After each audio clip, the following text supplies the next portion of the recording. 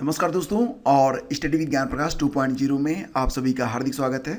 देखिए, चैनल को अगर आपने अभी तक सब्सक्राइब नहीं किया है तो अभी सब्सक्राइब कर लें और बेल आइकन को प्रेस कर दें। आज के इस सेशन में हम लोग 23 नवंबर से लेकर 24, 25, 26, 27, 28, 29 और 30 नवंबर तक सारे करंट अफेयर एक साथ डिस्कस करेंगे। चलिए शुरू करते हैं।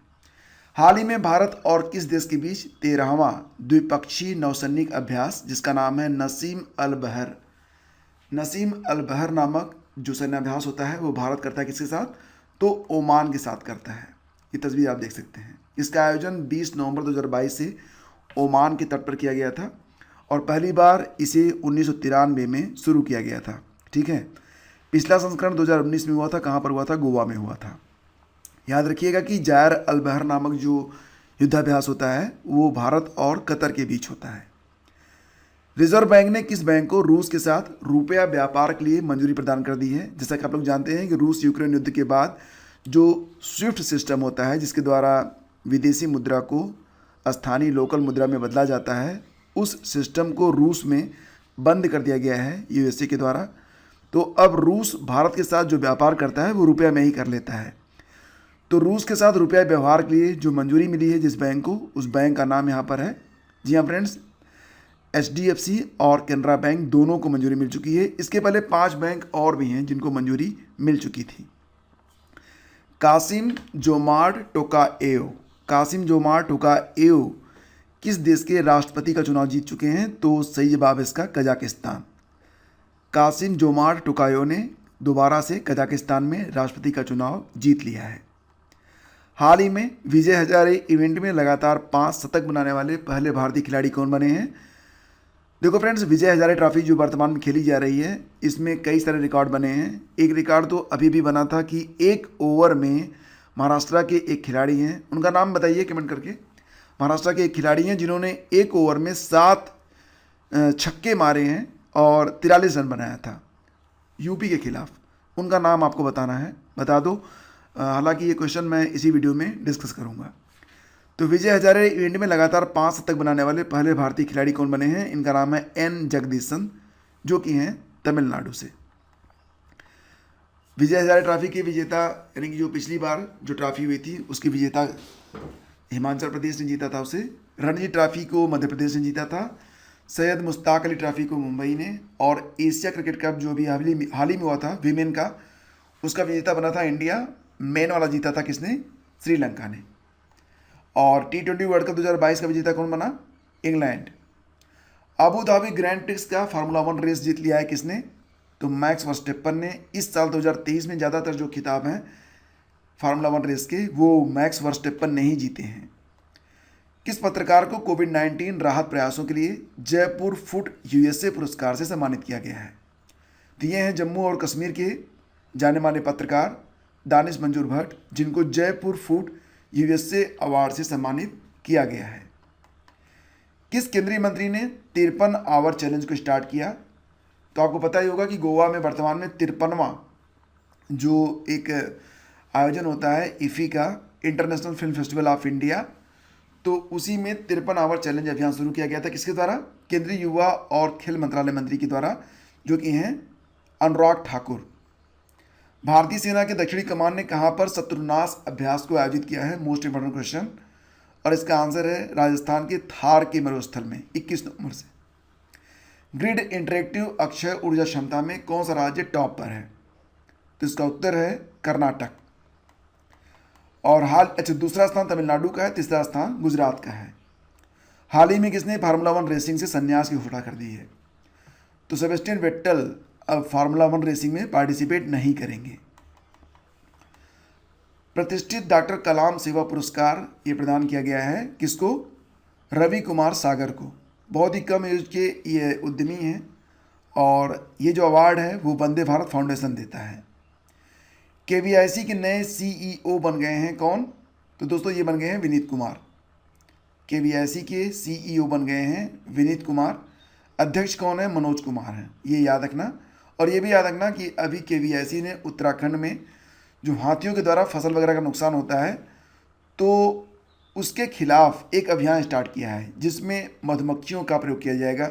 अभियान का नाम आपको कमेंट करके बताना है। बताओ, आगे मैं क्वेश्चन में आपको बता रहा हूं।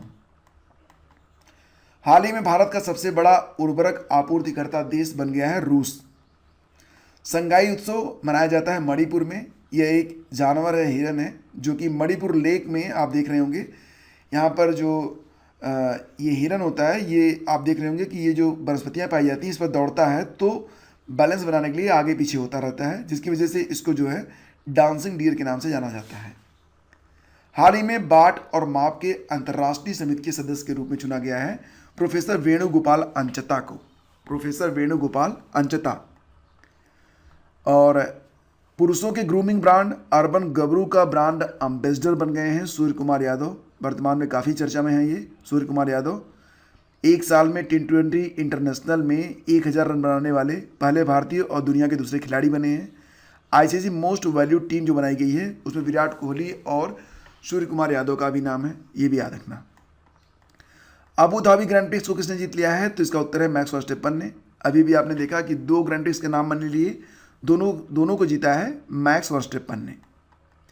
और मुख्यमंत्री शिक्षा पुरस्कार योजना को स्टार्ट किया गया है उड़ीसा के मुख्यमंत्री नवीन पटनायक के द्वारा। उद्देश्य क्या होगा? हर साल 100 करोड़ के वार्षिक पुरस्कार बच्चों और शिक्षकों में बांटे जाएंगे। मुख्यमंत्री शिक्षा पुरस्कार योजना, यह योजना उड़ीसा में स्टार्ट की गई है। किस राज्य का प्रसिद्ध मूंगफली उत्सव जिसका नाम है कडालेकाई पारिसी? कडालेकाई पारिसी का जो ये उत्सव होता है इसे कर्नाटक में मनाया जाता है। और भारत ने किस देश के साथ गरुण शक्ति सैन्याभ्यास पूरा किया है? तो इसका उत्तर हो जाएगा इंडोनेशिया। याद ये रखना है कि गरुण नामक जो सैन्याभ्यास होता है और शक्ति नामक जो सैन्याभ्यास होता है, ठीक है, गरुण सैन्याभ्यास, शक्ति सैन्याभ्यास दोनों भारत और फ्रांस करते हैं, जबकि गरुण शक्ति भारत और इंडोनेशिया करते हैं। तो ये याद रखना। इसके अलावा गरुण अभ्यास और शक्ति अभ्यास के बारे में मैंने बता दिया आपको। डेजर्ट नाइट भारत और फ्रांस करते हैं। वरुण नामक जो सैन्याभ्यास है ये भी भारत और फ्रांस करते हैं।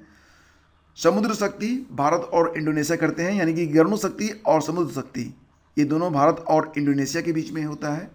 उदय शक्ति सैन्याभ्यास भारत और मलेशिया करते हैं। कोंकण शक्ति भारत और ब्रिटेन करते हैं। मित्र शक्ति भारत और श्रीलंका। और मैत्री अभ्यास कौन करता है? भारत और थाईलैंड। संयुक्त राष्ट्र के सर्वोच्च पर्यावरण पुरस्कार से किसे नवाजा गया है? संयुक्त राष्ट्र का जो सर्वोच्च पर्यावरण पुरस्कार है ये दिया गया है पूर्णिमा देवी वर्मन को, जो कि भारतीय वन्यजीव वैज्ञानिक हैं, ठीक है। तो याद रखना, champions of the earth award ये मिला है किसको? डॉक्टर पूर्णिमा देवी वर्मन को। और डॉक्टर पूर्णिमा देवी वर्मन हरगिला आर्मी की लीडर हैं। जो सारस जो पक्षी होता है, ये उत्तर प्रदेश का राजकीय पक्षी भी है सारस, उसको विलुप्त होने से बचाने का एक आंदोलन है हरगिला आर्मी। तो ये डॉक्टर पूर्णिमा देवी वर्मन उसकी जो है लीडर है।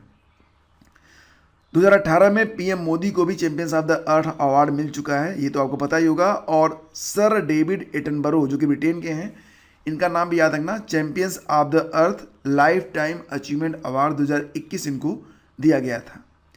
मलेशिया के नए प्रधानमंत्री बन गए हैं कौन? तो दोस्तों मलेशिया के जो नए प्रधानमंत्री बने हैं उनका नाम है अनवर इब्राहिम।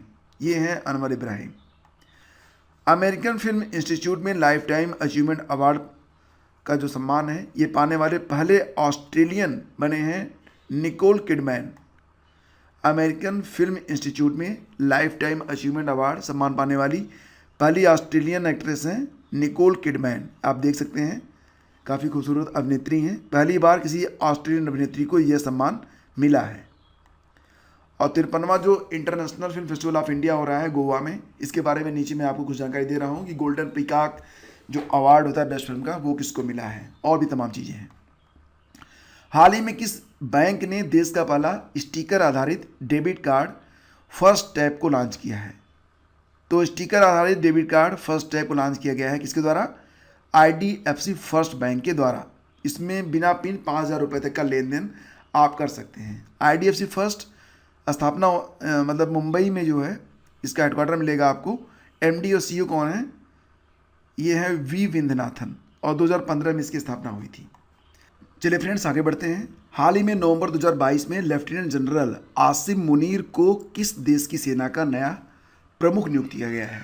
तो याद रखना कि पाकिस्तानी सेना के जो नए प्रमुख बने हैं उनका नाम हो गया है Asim Munir.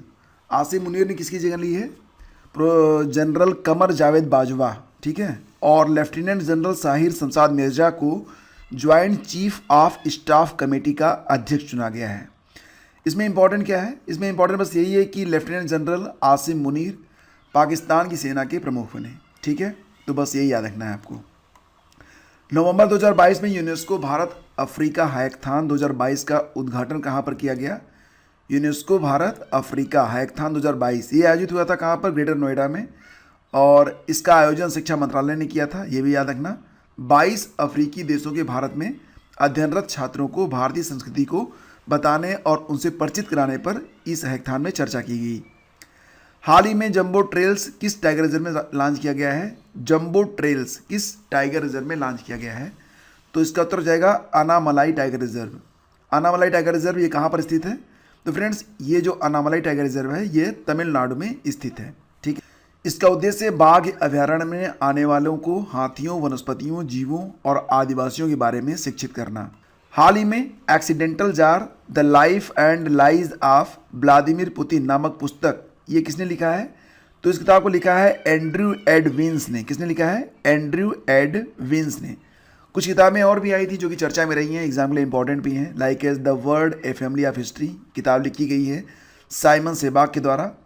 D nuclearization in Asia यानी कि एशिया में परमाणु निशस्त्रीकरण यही कहेंगे ना इसको। तो ये किताब लिखी गई है रेने नाबा के द्वारा। और the philosophy of modern song ये किताब है बॉब डायलिन की। बाजरे के अंतर्राष्ट्रीय वर्ष का प्री लॉन्च समारोह कहाँ पर शुरू किया गया? तो इसका उत्तर होगा नई दिल्ली में। जैसा कि आपको पता है कि भारत के ही संकेत पर संयुक्त राष्ट्र ने 2023 को अंतर्राष्ट्रीय मोटे अनाज का वर्ष घोषित किया है। कहीं कहीं पर इसे अंतर्राष्ट्रीय बाजरा वर्ष भी घोषित किया गया है। तो इसकी शुरुआत कहाँ पर की गई है? नई दिल्ली में, ये याद रखना। और उड़ीसा जो है बाजरा दिवस मनाता है 10 नवंबर को। और बाजरा मिशन स्टार्ट किया गया है छत्तीसगढ़ सरकार के द्वारा। बाली यात्रा कटक ओडिशा ने सर्वाधिक पेपर बोट बनाने का विश्व रिकॉर्ड बनाया है। सोनजल 2022 महोत्सव ये याद रखना किस राज्य में आयोजित हुआ? तो जम्मू कश्मीर में। भारत ने हाल ही में अग्नि 3 मिसाइल का सफल परीक्षण किया है, कहाँ से? तो ओडिशा से। तेंजिन नोर्गे साहसिक पुरस्कार 2021 की घोषणा किस मंत्रालय के द्वारा की गई है? खेल मंत्रालय के द्वारा। इंडो पैसिफिक रीजनल डायलॉग 2022 कहाँ पर शुरू किया गया? तो नई दिल्ली में। ये कुछ बहुत ही इंपॉर्टेंट पॉइंट्स हैं। और इसी के साथ याद ये भी रखना कि हाल ही में महिलाओं के खिलाफ हिंसा के उन्मूलन के लिए अंतर्राष्ट्रीय दिवस मनाया गया कब? 25 नवंबर को। और इसकी थीम क्या रही? Unite activism to end violence against women and girls. Nepal के प्रांतीय चुनाव और संसदीय चुनाव में प्रधानमंत्री शेर बहादुर देउबा ने कौन सीवीं बार चुनाव जीता है? तो देखो प्रधानमंत्री शेर बहादुर देउबा इन्होंने 7वीं बार अपना चुनाव जीता है। और ये ऐसे नेपाली नेता हैं जो कभी भी अपना चुनाव नहीं हारे हैं। नेपाल में अभी हाल ही में संसदीय और प्रांतीय चुनाव हुए हैं। तो वहाँ पर प्रधानमंत्री शेर बहादुर देउबा दादेलधुरा जिले से लगातार 7वीं बार सांसद निर्वाचित हुए हैं। किस राज्य के अरेटापट्टी गांव को जैव विविधता स्थल घोषित किया गया है? मोस्ट इंपॉर्टेंट क्वेश्चन है। इसका आंसर हो जाएगा तमिलनाडु। अरेटापट्टी गांव जो है ये तमिलनाडु में स्थित है। ये जैव विविधता की दृष्टि से बहुत ही संपन्न गांव है। यहाँ पर पक्षियों की बहुत सारी प्रजातियां पाई जाती हैं, ठीक है, लगभग 250 से ज़्यादा। सीडीपी की जलवायु कार्रवाई सूची में दक्षिण एशियाई शहरों में टॉप पर कौन सा शहर है?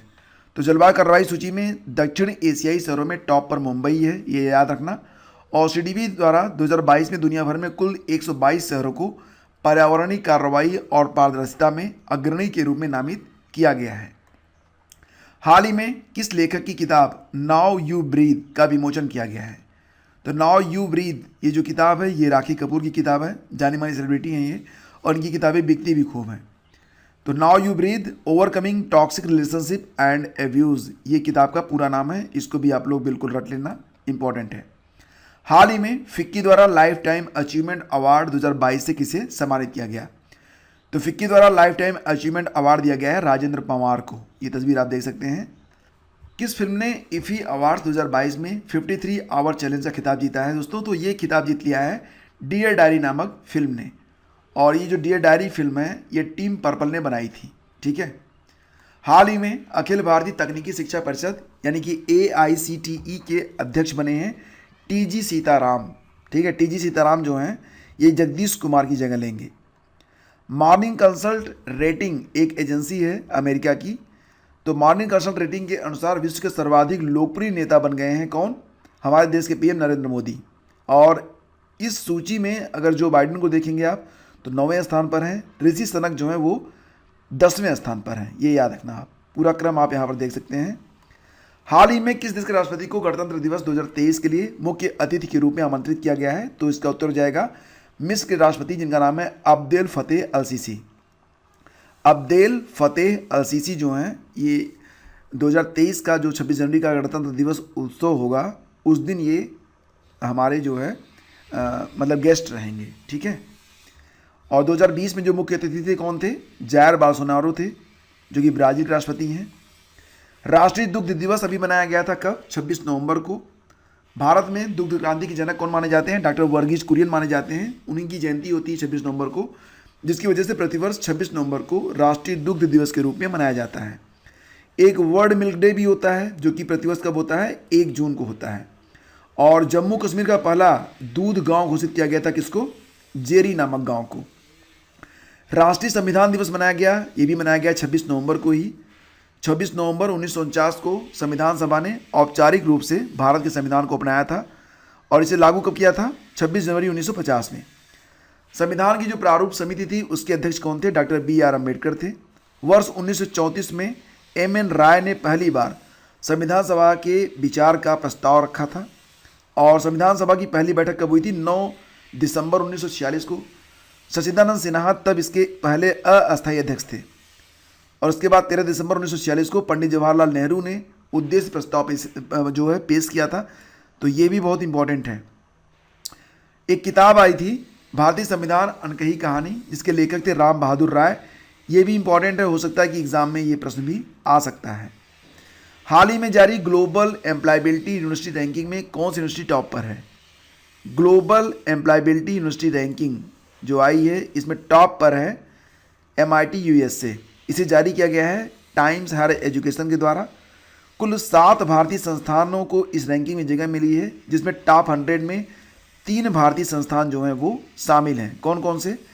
तो IIT दिल्ली है 29वें स्थान पर, IISc बेंगलुरु है 58वें स्थान पर और IIT बॉम्बे है 72वें स्थान पर, ठीक है। टॉप पर MIT है, दूसरे स्थान पर कैलिफोर्निया है, तीसरे स्थान पर हार्वर्ड यूनिवर्सिटी है इस सूची में, जो कि जारी की गई है THE यानी कि टाइम्स हायर एजुकेशन के द्वारा। कराटे 1 सीरीज A में स्वर्ण पदक जीतने वाली पहले भारतीय कौन बने हैं? तो इनका नाम है प्रणय शर्मा, जो कि दिल्ली से हैं, 22 साल के हैं। इंडोनेशिया के जकार्ता में जो आयोजित हुआ है कराटे 1 सीरीज A, तो इसमें गोल्ड मेडल जीता है प्रणय शर्मा ने। हाल ही में भारतीय वायुसेना ने कहाँ संयुक्त अभ्यास समन्वय 2022 का आयोजन किया है? समन्वय 2022 का आयोजन कहाँ पर किया गया है दोस्तों? तो इसका आयोजन किया गया आगरा में। 28 से 30 नवंबर 2022 तक यह मानवीय सहायता और आपदा राहत अभ्यास है, जिसमें भारत और आसियान देश शामिल होते हैं। अच्छा, ये भी बहुत इंपॉर्टेंट है कि आसियान में 11वां सदस्य देश कौन सा बना? तो याद रखना ईस्ट तिमोर। और आसियान का हेडक्वार्टर आप जानते ही हैं जकार्ता में है, इंडोनेशिया में।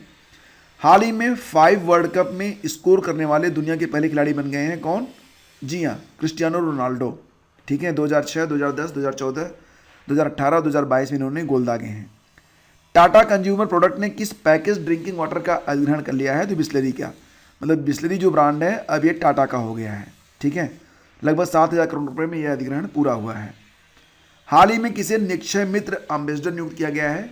निक्षय मित्र का ब्रांड एम्बेसडर दोस्तों ये बनाया गया है किसको? दीपा मलिक को बनाया गया है। केंद्रीय स्वास्थ्य मंत्रालय ने पैरालंपिक समिति की अध्यक्ष डॉक्टर दीपा मलिक को क्या नियुक्त किया है? निक्षय मित्र का ब्रांड एम्बेसडर। ये याद रखना इंपॉर्टेंट है। निक्षय मित्र क्या है? 6 का मतलब समझ रहे होंगे आप। 6 का मतलब होता है टीबी से। निक्षय मतलब टीबी का नाश हो। निक्षय मित्र मतलब टीबी को खत्म करने में जो मित्रता निभाए। तो प्रधानमंत्री टीबी मुक्त अभियान के लिए यह एक पहल है। इनको आप पहचान रहे होंगे, कई सारी फिल्मों में आपने देखा होगा, खासतौर से हम दिल दे चुके सनम वगैरह में। तो विक्रम गोखले इनका नाम है, जिनका निधन हो गया है। ये एक अभिनेता थे, ऑप्शन ए करेक्ट है। और ये भी याद रखना कि 2010 में मराठी फिल्म आई थी अनुमति, तो इस फिल्म के लिए इनको जो है बेस्ट एक्टर का राष्ट्रीय पुरस्कार दिया गया था। हाल ही में कनाडा में ब्रैम्पटन शहर का डिप्टी मेयर किसे बनाया गया? ब्रैम्पटन शहर का डिप्टी मेयर बनाया गया है हरकीरत सिंह को। किसको? हरकीरत सिंह को। ये 2026 तक बने रहेंगे, ठीक है। और पाकिस्तान में पहली हिंदू महिला डीएसपी बनी थी मनीषा रोपेटा। पाकिस्तान में सुप्रीम कोर्ट की पहली महिला न्यायाधीश कौन बनी थी? आयशा मलिक, याद रखना सब। और पाकिस्तान में पहली ट्रांसजेंडर डॉक्टर कौन थी? सारा गिल। ग्रेमी अवार्ड जीतने वाली पहली पाकिस्तानी महिला थी अरूज आफ्ताब, ठीक है। और ये देखिए सोनजल 2022 नामक वार्षिक युवा महोत्सव, मैंने बताया था इसके बारे में कि ये जम्मू कश्मीर में आयोजित किया गया। इसका उद्घाटन उपराज्यपाल मनोज सिन्हा के द्वारा किया गया। अंतर्राष्ट्रीय इलेक्ट्रोटेक्निकल कमीशन का उपाध्यक्ष बनाया गया है किसको? भारत को, ठीक है। अंतर्राष्ट्रीय इलेक्ट्रोटेक्निकल कमीशन का अध्यक्ष बनाया है भारत। तो अंतर्राष्ट्रीय इलेक्ट्रोटेक्निकल कमीशन की स्थापना हुई थी 1906 में, हेडक्वार्टर जिनेवा में है। इसके सदस्य कुल 189 देश हैं। ये चर्चा में नहीं रहता है लेकिन इम्पॉर्टेंट है ये। सैन फ्रांसिस्को में जो उपाध्यक्ष के लिए मीटिंग हुई थी तो वहाँ पर वोटिंग की गई थी और वोटिंग में भारत को 90% वोट मिले हैं। तो भारत अब अंतर्राष्ट्रीय इलेक्ट्रोटेक्निकल कमीशन का उपाध्यक्ष है। किस राज्य में स्वच्छता के मामले में इंदौर की तर्ज पर सफाई व्यवस्था का मसौदा तैयार किया गया है? तो ये जो इंस्पिरेशन है वो लिया गया है मध्य प्रदेश के इंदौर से उत्तर प्रदेश ने। और ये भी याद रखना कि उत्तर प्रदेश सरकार ने मथुरा वृंदावन को 2041 तक कार्बन न्यूट्रल टूरिस्ट प्लेस बनाने की घोषणा की है।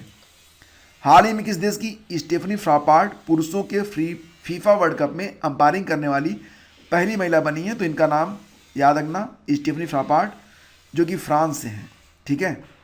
भारत का पहला नाइट स्काई अभयारण्य, भारत का पहला ये नाइट स्काई अभयारण्य है जो कि स्थापित किया गया है कहाँ पर? जम्मू कश्मीर में। किस दक्षिण भारतीय अभिनेत्री ने मोस्ट पॉपुलर फीमेल स्टार का खिताब जीता है? तो ये हैं, क्या नाम है इनका? समंथा रुद्र प्रभु। और ऑडिट महानिदेशक की भूमिका सृजित करने वाला भारत का पहला राज्य बन गया है तमिलनाडु।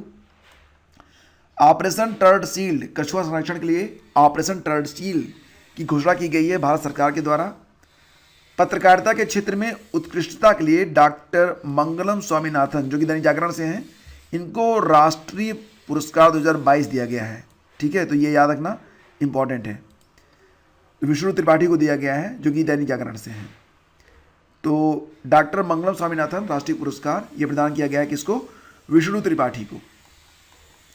कुछ और भी इंपॉर्टेंट यहाँ पर पुरस्कार हैं, जैसे कि गांधी मंडेला पुरस्कार दिया गया दलाई लामा को, कुलदीप नैयर पत्रकारिता पुरस्कार दिया गया अजीत अंजुम और आरफा खानम को, सिविलियर अवार्ड दिया गया था फ्रांस के द्वारा दिया जाता है अरुणा साईराम को, और एजू थाचन पुरस्कार ये दिया गया था लेखक ए सेतुरामन को, मलयालम लेखक हैं। हाल ही में हिंद महासागर रिम एसोसिएशन की मंत्रिपरिषदीय की 22वीं बैठक कहाँ पर आयोजित की गई? हिंद महासागर रिम एसोसिएशन की जो 22वीं बैठक थी ये कहाँ पर आयोजित हुई है? तो बांग्लादेश में। India the mother of democracy नामक किताब आई है जिसका विमोचन किया गया है धर्मेंद्र प्रधान के द्वारा, हमारे केंद्रीय शिक्षा मंत्री हैं। इसके बाद देखिए पेरू के नए प्रधानमंत्री बन गए हैं, इनका नाम है बेट्सी सावेज, बेट्सी सावेज। और किस राज्य सरकार ने 22 लाख किसानों का 14 लाख का कर्ज माफ कर दिया है? तो राजस्थान सरकार। उपराष्ट्रपति जगदीप धनखड़ ने कहाँ पर यूनेस्को इंडिया अफ्रीका हैकाथॉन का मतलब संबोधित किया है इसको? तो ये जो यूनेस्को इंडिया अफ्रीका हैकाथॉन हुआ ये कहाँ पर हुआ था? ग्रेटर नोएडा में हुआ था। भारत कहाँ पर संयुक्त राष्ट्र के शांति अभियानों के लिए हेलीकॉप्टर भेजेगा? तो इसका उत्तर है माली में। माली की राजधानी कहाँ पर है? बमाकू। और इकोनॉमिस्ट टाइम्स इंस्पायरिंग अवार्ड 2022 से किसे सम्मानित किया गया? तो दोस्तों इकोनॉमिक टाइम्स इंस्पायरिंग अवार्ड ये मिला है अभी हाल ही में एपी श्रीधर को। एपी श्रीधर जो कि संग्रहालय निर्माता हैं, स्वशिक्षक कलाकार हैं, उन्हें दुनिया भर में 72 से ज़्यादा शो और प्रदर्शनियों के संचालन के लिए जाना जाता है। उन्हें दुनिया के पहले लाइव आर्ट म्यूजियम के निर्माता के रूप में भी जाना जाता है। यह भी याद रखना कि आस्ट्रा हिंद 22 सैन्य अभ्यास का आयोजन कहाँ पर किया गया? तो आस्ट्रा हिंद ऑस्ट्रेलिया और भारत के बीच होने वाला पहला सैन्य अभ्यास है 2022 में। इसका आयोजन कहाँ पर हुआ? तो राजस्थान में हुआ था। क्योंकि ये पहला है तो ये इंपॉर्टेंट है, एग्जाम में आ सकता है। एक Janaki Ammal life and scientific contribution नामक किताब आई है जिसको लिखा है निर्मला जेम्स ने। और किस राज्य के सीएम ने महाराष्ट्र में कन्नड़ माध्यम के स्कूलों को विशेष अनुदान देने का फैसला किया है? तो कर्नाटक। कर्नाटक के सीएम कौन है? बसवराज बोम्मई। उन्होंने महाराष्ट्र में कन्नड़ माध्यम के स्कूलों को विशेष अनुदान देने का फैसला किया है। महाराष्ट्र में उन कन्नड़ियों को पेंशन दी जाएगी जिन्होंने राज्य के एकीकरण के लिए लड़ाई लड़ी थी। इसरो के द्वारा PSLV C54 मिशन में कितने सैटेलाइट अंतरिक्ष में भेजे गए हैं दोस्तों? तो इसका उत्तर हो जाएगा 9। इसमें एक है EOS, ठीक है, अर्थ ऑब्जर्वेटरी सैटेलाइट, तो इसका पूरा नाम है EOS 06, और 8 दूसरे नैनो सैटेलाइट हैं जिसमें एक भूटान का सैटेलाइट भी है जिसका नाम है भूटान सेट। तो यहाँ पर देखो भूटान का जो पहला सैटेलाइट है वो किसने लॉन्च किया? भारत ने लॉन्च किया। PSLV की ये 56वीं उड़ान थी, इसरो का 5वां और इस वर्ष का अंतिम अभियान ये माना जा रहा है। कहाँ से लॉन्च किया गया? सतीश धवन अंतरिक्ष केंद्र से। नवंबर 2022 में उत्तर प्रदेश के कितने जिलों में पुलिस कमिश्नर प्रणाली लागू की गई है? तो दोस्तों पुलिस कमिश्नर प्रणाली उत्तर प्रदेश के कितने, मतलब उत्तर प्रदेश के कितने ऐसे कमिश्नरेट हैं जहां पर पुलिस कमिश्नर प्रणाली लागू हुई है? तो ये कुल 7 जिले ऐसे हैं जहां पर पुलिस कमिश्नर प्रणाली लागू कर दी गई है, तो ये याद रखना। और आपको बताना चाहेंगे कि यह निर्णय जनसंख्या वृद्धि, जिलों के महत्व और बेहतर पुलिसिंग प्रणाली और कानून व्यवस्था के लिए शुरू किया गया है। तो कितने जिलों में पुलिस कमिश्नर प्रणाली नवंबर 2022 में लागू हुई? तो 3 जिलों में। कौन कौन से? प्रयागराज, आगरा और गाजियाबाद में। हाल ही में यूरोपीय अंतरिक्ष एजेंसी ने किसको पहले दिव्यांग अंतरिक्ष यात्री का नाम दिया है? तो स्प्रिंटर जॉन, ये नाम याद रखना, इंपॉर्टेंट है। स्प्रिंटर जॉन पहले दिव्यांग अंतरिक्ष यात्री हैं, ठीक है। यूरोपीय अंतरिक्ष एजेंसी के द्वारा ये घोषणा की गई है। एसोचैम द्वारा सर्वश्रेष्ठ ई-लर्निंग प्लेटफॉर्म घोषित किया गया है नेट को। और एशियाज इंस्पिरेशनल लीडर 2022 का अवार्ड दिया गया है प्रशांत बाघ को। हाल ही में किस देश ने पहली बार डेविस कप टेनिस खिताब जीता है? तो पहली बार डेविस कप का खिताब जीत लिया है किसने? तो जीता है कनाडा ने। किसको हराया था? ऑस्ट्रेलिया को। 109 साल के इतिहास में कनाडा ने पहली बार डेविस कप खिताब अपने नाम किया है। देश की पहली एकीकृत रॉकेट सुविधा कहाँ पर खोली जाएगी? देश की पहली एकीकृत रॉकेट सुविधा ये शुरू होगी कहाँ पर? तेलंगाना में। एक प्राइवेट फर्म है स्काई रूट एरोस्पेस के द्वारा। स्काई रूट की स्थापना अभी हाल ही में हुई थी 2018 में। मुख्यालय इसका हैदराबाद में है। फाउंडर और CEO कौन है? पवन कुमार चंदन है। जैसे स्पेस एक्स वगैरह हैं, वैसे भारत में यह अंतरिक्ष क्षेत्र में एक नया जो है इनिशिएटिव आप इसे मान सकते हैं, जो कि बहुत ही इंपॉर्टेंट और अच्छी बात है। NCC ने अपना 74वां स्थापना दिवस कब मनाया है? जैसा कि आप जानते हैं कि प्रत्येक वर्ष नवंबर के चौथे रविवार को NCC अपना 74वां दिवस मनाता है। तो इस वर्ष मनाया गया है 27 नवंबर को। आपको बताना चाहेंगे 1948 में जब नवंबर का चौथा रविवार था, उसी दिन NCC को स्टार्ट किया गया था। NCC का मोटो क्या है? एकता और अनुशासन। महानिदेशक हैं गुरबीर पाल सिंह। हाल ही में कहाँ पर भारतीय नौसेना का सर्वेक्षण पोत इक्षक लॉन्च किया गया है? भारतीय नौसेना का सर्वेक्षण पोत है जिसका नाम है इक्षक। इसको लॉन्च किया गया है कहाँ पर? तो चेन्नई में। किसने बनाया है? GRSC ने, garden rich ship builders and engineers limited ने। और देखो ये जो सर्वेक्षण भारतीय नौसेना का जो सर्वेक्षण पोत है, 4 पोत ऐसे बनेंगे जिसमें ये तीसरा है। भारतीय ओलंपिक संघ की पहली महिला अध्यक्ष बन गई हैं कौन? तो ये बन गई हैं PT उषा। और राष्ट्रीय गोपाल रत्न पुरस्कार मिला है किसको? डॉक्टर संजीव कुमार बालियान को। ये भी याद रखना। भारत और श्रीलंका के बीच आयोजित नौका प्रतियोगिता जिसका नाम है रोइंग रोगाटा, इसको किसने जीता है?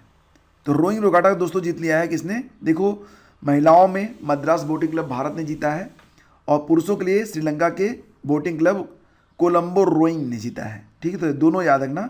महिलाओं को कौन सी ट्रॉफी मिली है? तो महिलाओं को मिलती है अडयार ट्रॉफी, यह भी याद रखना। और पुरुषों को मिलती है दीपम ट्रॉफी, दोनों याद रखना है। इसका आयोजन कहाँ पर हुआ? कोलंबो में हुआ था। एरो इंडिया शो 2023 का कहाँ पर आयोजन होगा? तो एरो इंडिया शो 2023 का आयोजन होगा बेंगलुरु में। प्रतिवर्ष बेंगलुरु में ही होता है। 13 से 17 फरवरी 2023 तक इसका आयोजन होगा। अब तक 14 बार इसका आयोजन हो चुका है, मतलब 14वां संस्करण जो है वो 2023 में आयोजित होगा। एरो इंडिया शो 1996 से प्रत्येक जो है फरवरी में बेंगलुरु में आयोजित किया जाता है। विश्वनाथ सुरेश ने यूथ वर्ल्ड बॉक्सिंग चैंपियनशिप 2022 में कौन सा मेडल जीत लिया है? तो विश्वनाथ सुरेश ने यूथ वर्ल्ड बॉक्सिंग चैंपियनशिप जो कि आयोजित हो रहा है कहाँ पर? स्पेन में, उसमें गोल्ड मेडल जीता है। भारत और किस देश के बीच संयुक्त सैन्य अभ्यास हरिमऊ शक्ति को शुरू किया गया? तो इसका तो हो जाएगा भारत और मलेशिया मिलकर करते हैं हरिमऊ शक्ति नामक युद्धाभ्यास। यह युद्धाभ्यास 28 नवंबर से 12 दिसंबर तक चलेगा। कहाँ पर? पुलाई कुलाम मलेशिया में। इसकी शुरुआत कब हुई थी? 2012 से। किस खिलाड़ी ने एक ओवर में 7 छक्के जड़कर एक विश्व रिकॉर्ड कायम किया है? तो इनका नाम है ऋतु गायकवाड़। ये कहाँ के हैं? ये महाराष्ट्र के हैं, ऋतु गायकवाड़, और इनका पूरा नाम है ऋतुराज गायकवाड़। इन्होंने विजय हजारे ट्रॉफी में उत्तर प्रदेश के खिलाफ यह कारनामा किया है, जिसमें बॉलिंग कौन कर रहे थे? शिवा सिंह। ठीक है। हाल ही में किस कंपनी ने भारत का पहला निजी रॉकेट लॉन्च पैड लॉन्च किया है? निजी रॉकेट लॉन्च पैड ये लॉन्च किया गया किसके द्वारा? तो अग्निकुल कॉस्मॉस के द्वारा। यह भारत का एक दूसरा स्पेस इनिशिएटिव है। अभी एक स्काई रूट के बारे में मैंने आपको बताया था। स्काई रूट की स्थापना 2018 में हुई थी। अग्निकुल कॉस्मॉस ये भी एक स्काई रूट की तरह ही एक स्पेस इनिशिएटिव है। ठीक है। KVIC के अध्यक्ष मनोज कुमार ने कहाँ पर रीहैब नामक परियोजना का उद्घाटन किया है? तो उत्तराखंड में। यहाँ पर क्या किया जाएगा? यहाँ पर देखो फ्रेंड्स, हाथी और जो वन्यजीव होते हैं ये फसलों को काफ़ी नुकसान पहुँचाते हैं, जिसके लिए एक डिब्बे में मधुमक्खियों का पालन किया जाएगा और मधुमक्खियों से ये हाथी बड़े डरते हैं, तो इनके इस्तेमाल से हाथियों को दूर भगाया जाएगा और इस योजना का नाम रखा गया है रीहैब। ठीक है, मतलब reduce in human attack using by honey bee, ये इसका फुल फॉर्म है। हाल ही में सेबी ने किसे BSE का नया MD और CEO बनाया है? BSE के नए MD और CEO बन गए हैं सुंदर रमन राममूर्ति। केंद्र सरकार ने लैंगिक हिंसा के खिलाफ कितने दिनों के लिए नई चेतना अभियान शुरू किया है? तो इसका उत्तर है 30 दिन। और किस मंत्रालय को 41वें भारत अंतर्राष्ट्रीय व्यापार मेले 2022 में सार्वजनिक संचार और पहुंच में उत्कृष्ट योगदान के लिए सम्मानित किया गया है? 41वें भारत और अंतर्राष्ट्रीय व्यापार मेले 2022 में सार्वजनिक संचार और पहुंच में उत्कृष्ट योगदान के लिए सम्मानित किया गया है स्वास्थ्य और परिवार कल्याण मंत्रालय को। 53वां अंतर्राष्ट्रीय फिल्म महोत्सव में बेस्ट एक्टर का खिताब किसने जीता है? वाहिद माबोसीरी ने फिल्म नो एंड के लिए। जैसा कि आप लोग जानते हैं 53वां IFFI that is international film festival award of India 2022 का आयोजन 20 से 28 नवंबर 2022 तक, यहाँ पर गलत हो गया है, 2022 तक किया गया। कहाँ पर? गोवा में किया गया। तो यहाँ पर देखो जो गोल्डन पीकॉक यानी कि बेस्ट फिल्म चुनी गई वो आई हैव इलेक्ट्रिक ड्रीम्स को दिया गया अवार्ड। सिल्वर पीकॉक मिला है नादिर साइवेर को। Best actor Vahid Mobasseri no end के लिए। बेस्ट एक्ट्रेस चुनी गई हैं Daniela Mari Navarro I have electric dream के लिए। सत्यजीत रे लाइफ टाइम अचीवमेंट अवार्ड ये दिया गया कारियोस सौरा को। और Indian film personality of the year चुने गए चिरंजीवी। ठीक है। विदेश सचिव वीना मोहन क्वात्रा का कार्यकाल कितने समय के लिए बढ़ा दिया गया है? तो लगभग 16 महीने तक के लिए। और अब इनका जो कार्यकाल होगा वो कब तक रहेगा? 30 अप्रैल 2024 तक।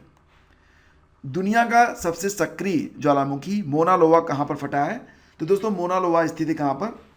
हवाई द्वीप अमेरिका में यह स्थित है। मोना लोवा ज्वालामुखी को दुनिया का सबसे बड़ा और सक्रिय ज्वालामुखी माना जाता है। यह कहाँ पर स्थित है? तो यह प्रशांत महासागर में स्थित है। इंपॉर्टेंट है। तो दोस्तों ये थे आपके जो है 23 से लेकर 30 नवंबर तक के सभी करंट अफेयर। अगर वीडियो अच्छा लगा है तो लाइक और शेयर कर दीजिएगा। Thank you so much. Have a great day. जय हिंद।